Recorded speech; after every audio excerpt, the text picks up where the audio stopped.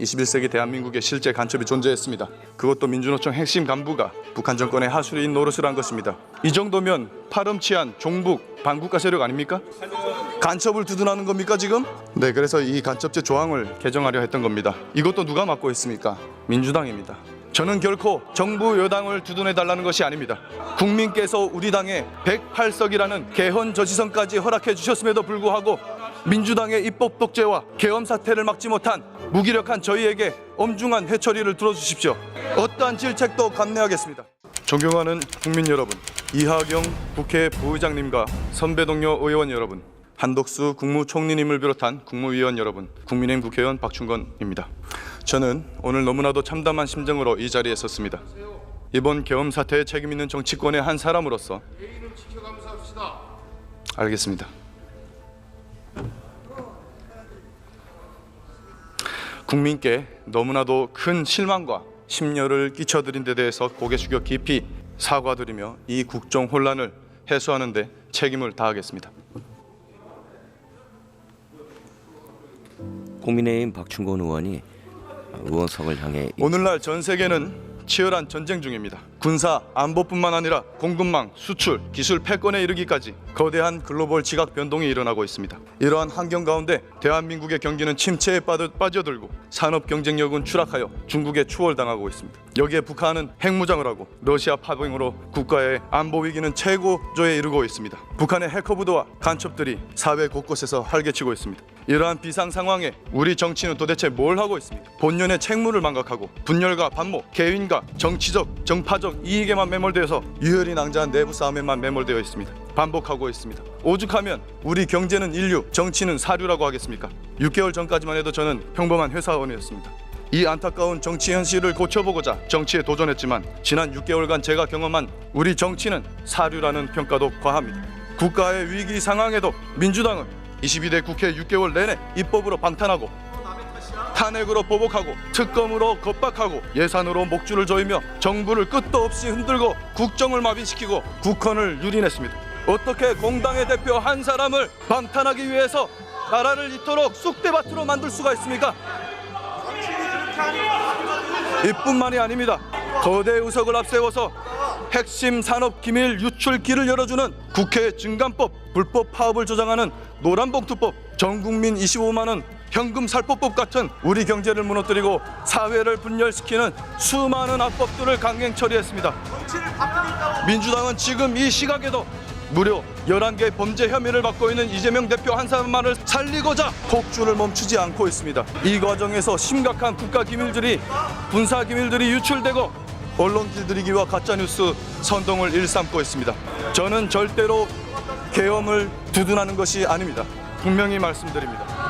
최근 비상계엄 관련해서 국방위 현안 질의 중에 전투통제실 위치와 내부 구조, 의원님들, 수방사 비원 벙커 정보, 의원님들 질의 좀 할 수 있게 드론사의 드론 보유 수량, 바랍니다. 기존까지 수많은 중대한 군사기밀 정보들이 생중계로 유출됐습니다. 거기다 정보사 요원 5명의 실명까지 거론됐죠. 차관님, 이런 정보들이 유출되면 어떤 일이 일어납니까? 예, 답변 과정에서 중요한 군사 정보들이 유출되는 것은 저희들의 여러 가지 안보상에서 심대한 위협이 된다고 생각합니다. 신원이 노출된 요원들 같은 경우에는 작전에서 더 이상 작전을 수행하지 못할 수도 있지 않겠습니까? 예, 그럴 수 있을 것으로 판단이 됩니다. 그리고 전투통제실 정보 같은 경우에는 북한군 미사일 부대라든가 특작 부대의 비상시 우리군 지휘부의 위치와 침투 경로를 알려주는 그런 일이 일어나지 그런 효과가 있지 않겠습니까? 예, 중요한 임무를 수행하는 인원들입니다. 게다가 민주당은 우리나라가 탄저군 공격에 취약하다는 정보까지 공개했습니다. 북한에 대놓고 우리의 취약점을 공개한 겁니다. 이번 군사기밀 유출 사태는 군과 국회가 모두 엄중하게 받아들여야 됩니다. 몰랐다면 무지한 거고 알고도 그랬다면은 기밀 정보를 적국에 갖다 바치는 행위나 마찬가지입니다. 국방위는 앞으로 질의 내용에 따라서 비공개 보고를 할 수 있도록 조치해 주실 것을 강력 건의드립니다. 네, 알겠습니다. 한덕수 국무총리님 단상으로 나와주시기 바랍니다. 총리님, 한덕수 국무총리가 지난 11월 6일에 민주노총 간부들이 1심에서 중형 15년을 선고받았습니다. 혐의가 뭔지 알고 계십니까? 네, 아마 우리의 그 적국과의 통신 그리고 이렇게 하는 것이 좋겠다라는 뭐 그런 일들을 받은 거 아닌가 싶습니다. 간첩죄였습니다. 21세기 대한민국에 실제 간첩이 존재했습니다. 그것도 민주노총 핵심 간부가 북한 정권의 하수인 노릇을 한 것입니다. 이들은 2018년부터 4년간 총 102차례에 걸쳐서 북한 정권과 지령을 주고받았습니다. 청와대와 미군 기지 같은 군사정보들을 입수하고 이태원 참사를 세월호 사건처럼 촛불 시위 투쟁을 추진하라는 것이었습니다. 총리님, 이 정도면 파렴치한 종북 반국가 세력 아닙니까? 간첩을 두둔하는 겁니까 지금? 총리님, 우리나라에서 압력하는 이 간첩들 이들뿐만이 아닐 것입니다. 이들을 잡아내는 역할은 누가 합니까? 이러한 간첩에 대한 대응 기관들이 있습니다만 최근에 이런 수사권 조정 이런 것들에 의해서 조금 옛날과 같은 그러한 능력은 발휘하지 못하고 하는 평가들이 많습니다. 이 부분에 대해서는 우리 정부도 그렇고 또 우리 국회하고도 적극적으로 협의를 해서 이러한 부분들이 잘 국가 보위를 위해서 작동될 수 있도록 그렇게 노력을 해야 된다고 생각합니다. 그렇습니다. 경찰의 대공수사권은 제대로 허점이 많습니다. 국정원의 대공수사권 누가 박탈했습니까? 여기 앉아 계신 민주당 의원들입니다. 민주당입니다. 민주당이 국정원의 대공수사권을 박탈했어요. 국가안보를 위협하는 간첩을 잡지 말라는 것 아닙니까? 올해 6월에 미국의 항공모함을 불법 촬영하다가 입건된 중국인 유학생 3명, 이들이 2년간 촬영한 휴대폰에 저장된 수많은 우리나라 군사시설 사진들이 발견됐습니다. 총리님, 이들 외국인의 간첩 행위를 간첩죄로 엄벌할 수 있습니까? 이거는 당연히 지금 적국을 위해서 간접한 자를 처벌하게 돼 있는 데에서 이런 간첩죄의 적용 범위를 외국으로 확대하는 법안이 국회에 제출되었다고 생각합니다. 개정 필요성에 공감합니다.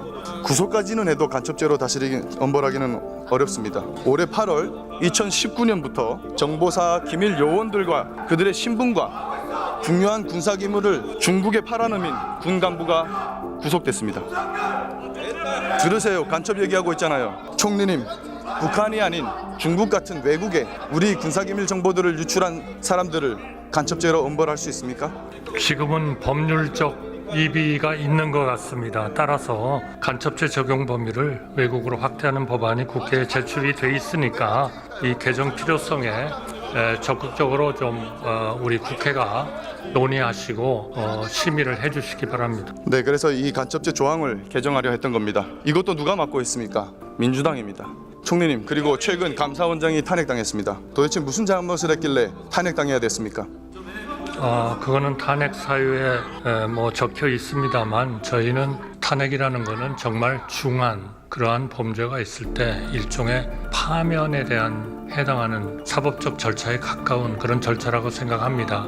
따라서 감사원장의 이런 그 탄핵으로 인해서 업무가 정지되는 것은 우리 국가 전체의 그러한 그 공직 기강 또 공무원에 대한 그 사정 이런 쪽이 굉장히 어려워지는 거 아닌가. 그래서 이것은 정말 중한 범죄가 아니면 우리 국회에서 국정이 좀 돌아갈 수 있도록 그렇게 좀 탄핵 소추의 발동은 좀 신중해야 하도록 그렇게 검토해 주시기 바랍니다. 길게 답변하셨는데 간단하게 말씀을 드리면 보복 탄핵입니다. 문재인 정부 시절에 벌인 집값 통계 조작, 국가 채무 비율 조작, 서해 공무원 피살 사건 은폐, 사드 기밀 유출을 감사했기 때문에 보복 탄핵 당한 겁니다. 지난 2월에 사상 초유의 대법원 전산망 해킹 사건이 발생했습니다. 헌법상 독립기관이라고 수사당국에 신고하지 않아서 피해를 키웠습니다. 정확한 피해 규모조차 추산할 수가 없습니다. 선관위도 성역이 될 수 없습니다. 선관위가 떳떳하다면 전체 시스템에 대한 보안 점검에 마땅히 응해야 될 것입니다. 총리님, 그리고 이번 계엄 사태 관련해서 민주당은 지상파 3사뿐만 아니라 민영방송인 종편 4사, 보도채널 2사에게까지 계엄 당일 메인 뉴스 큐시트랑 제목을 비롯한 언론 보도 내역 일체 자료를 요구한 바 있습니다. 이런 사실 알고 계셨습니까? 저는 몰랐습니다. 이건 명백한 언론 간섭이자 방송사 길들이기입니다. 심지어 오늘 가방위에는 비상계엄 관련 KBS 현안 질의를 열고 나서 시대 선동꾼 김어준 씨를 불렀습니다. 확인되지도 않은 가짜뉴스를 생중계했습니다. 암살조가 있었고 체포돼 이송되는 여당 대표를 사살한다. 그리고 이걸 북한 소행으로 꾸미려 했다. 이런 말 같지도 않은 가짜뉴스를 생중계했습니다. 이곳 국회에서 이를 제지하지 않고 국무위원 자석까지 내준 가방위는 국회의 품격을 심각하게 훼손했습니다. 위치를 존경하는 국민 여러분, 지금 이 순간 저희 여당은 여러분께서 느끼시는 분노와 실망을 깊이 통감하고 있습니다.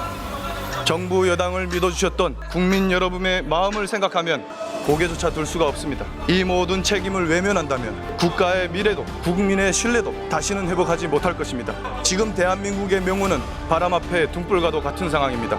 저는 결코 정부 여당을 두둔해달라는 것이 아닙니다.